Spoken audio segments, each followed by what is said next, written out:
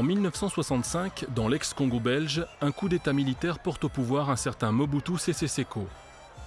Le nouvel homme fort de Kinshasa est un fan de football. Appuyé par les puissances occidentales, il se dit porteur d'un projet pour son pays et pour l'Afrique qui ressemble à bien des égards au panafricanisme de Kwame Nkrumah. Il voulait devenir le plus grand président africain et il a utilisé les sports pour faire sa campagne et sa publicité. Tant mieux, mais pour nous, ça réussit. Parce que Mobutu s'était investi, ce n'était pas possible. Encouragé par Mobutu, les équipes congolaises prospèrent et en 1967, Engelbert remporte la Coupe d'Afrique des clubs champions face à la Santé Kotoko du Ghana. Fort de ce succès, Mobutu veut imposer l'équipe nationale dans les grandes compétitions sportives.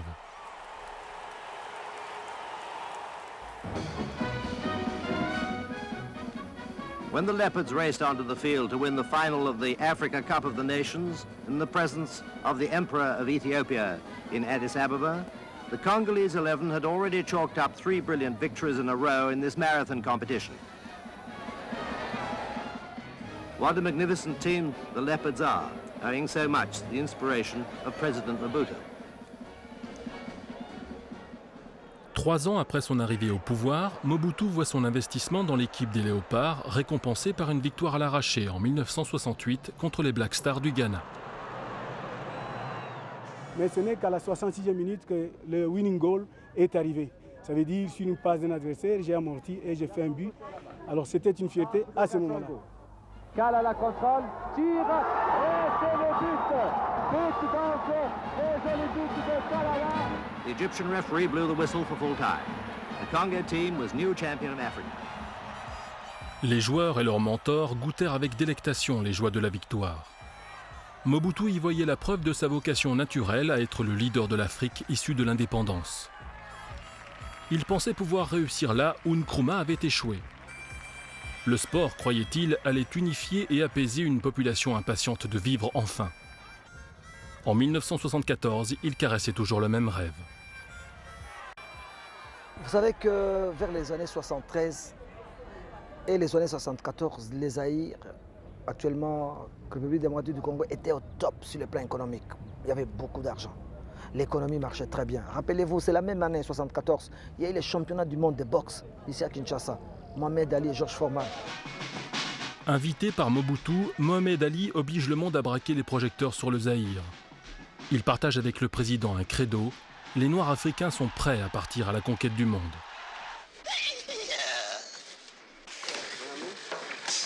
Fight in Africa because I'm fighting in my homeland. Je me bats en Afrique parce que je me bats dans mon propre pays. America's not my original homeland. My original homeland is Africa. C'est la même année que la RDC a gagné la Coupe des Nations en Égypte, a gagné la Coupe, est allé à la Coupe du Monde.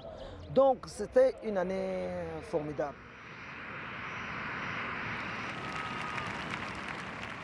Notre succès de l'équipe nationale dans les années 74, c'était dû à quoi? C'était dû à la préparation. On s'est préparé longuement. Vous voyez ce que ça a donné comme résultat. Après la Coupe d'Afrique des Nations de football, on est sorti champion d'Afrique, médaille d'or.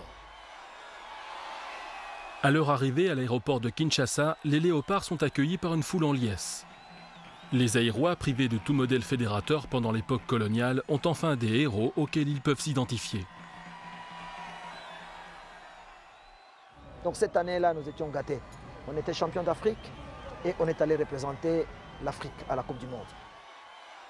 Quoi sans une grande motivation, mais ils ne pouvaient pas avoir l'illusion aussi de se dire nous allons à la Coupe du Monde pour gagner, non. Parce qu'au départ, ils se disent ah, il y a le Brésil, bon, il y a l'Allemagne. Les gens avaient tellement peur de ces équipes-là.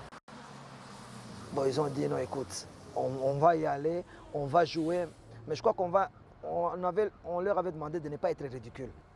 Probablement inquiètes, les autorités zaïroises envoient en Allemagne une sélection plutôt insolite. Sur décision des autorités, on a sélectionné tous les féticheurs de province.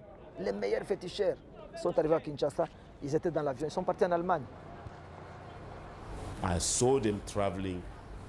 Je les ai vus arriver avec des types qui trimballaient toutes sortes de choses.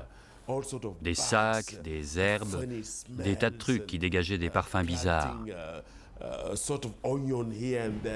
Il leur disait « Tiens, mange ça !» ou encore « Va au cimetière et fais telle ou telle chose, rapporte-moi un os humain !» N'importe quoi. Porteurs des espoirs de l'Afrique et des ambitions de leur président, les Zaïrois abordent leur premier match contre l'Écosse avec la ferme intention de ne pas se laisser ridiculiser. On a très bien joué parce qu'en arrivant en Allemagne, on nous a promis de toucher les primes de participation après les premiers matchs contre l'Écosse. On a très bien joué contre eux, parce que l'entraîneur de l'Écosse nous avait promis de nous battre à 11-0. On a joué, on a perdu 2-0. C'était ça. J'étais très content, vraiment. Mais au sein de l'équipe du Zaïre, la joie fait bientôt place à la colère, car les primes promises ne sont finalement pas versées. Oui, parce qu'on était sûr, après le match de l'Écosse, on pouvait toucher notre prime de participation. Mais la veille du match, on nous a promis qu'il n'y a rien. Alors il y a eu les problèmes d'argent, toujours, les équipes africaines. Il y a eu la prime de la FIFA. Bon, les joueurs à l'hôtel, ils ont appris que on avait donné beaucoup d'argent pour eux. Alors avant la Yougoslavie, ils ont exigé l'argent. Ils ont dit, ah, on nous a dit de donner l'argent. Ah non, il n'y a pas d'argent. Alors il y a eu un climat de méfiance. Les joueurs d'ailleurs, 2 heures avant le match, ont refusé de jouer. Mais ils ont joué avec la détermination de ne pas s'engager. En fait, les matchs de la Yougoslavie, ils l'ont saboté. Ils n'ont pas voulu jouer. Et ils l'ont perdu.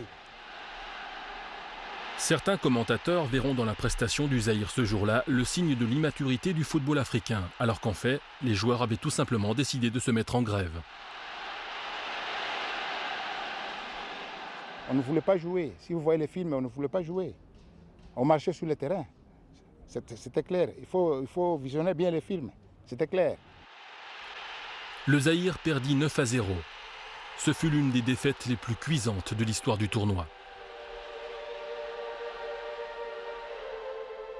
La réception des joueurs à leur retour était aux antipodes de l'accueil qu'ils avaient reçu après leur victoire en Coupe des Nations. On avait tout mis en moule. Tout était oublié. Tout était tombé après la Coupe du Monde. On était tous tombés. Et je vais vous dire quelque chose. Nous sommes revenus de la Coupe du Monde. On n'a même pas trouvé l'accueil. Au retour, on n'a pas trouvé l'accueil. Personne à l'aéroport. Nous avons été ramassés par des taximens, c'est-à-dire des fanatiques, qui nous aimaient, qui nous ont trouvé qu'on traînait à l'aéroport. Vous voyez, c'est cette réserve-là qui nous a été réservée.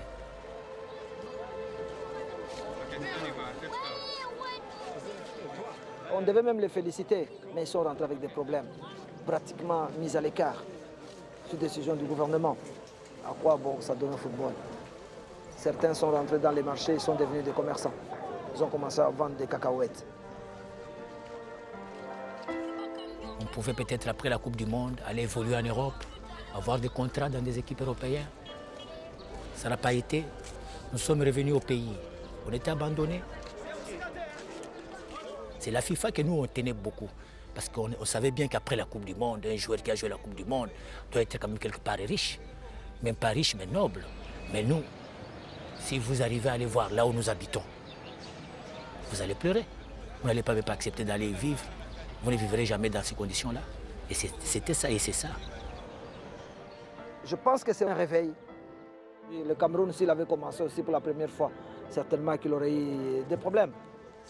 Je pense qu'il faut qu'on pardonne quand même la RDC. Mais c'était une équipe sans expérience internationale, sans le niveau international, qui est tombée dans la cour de grands.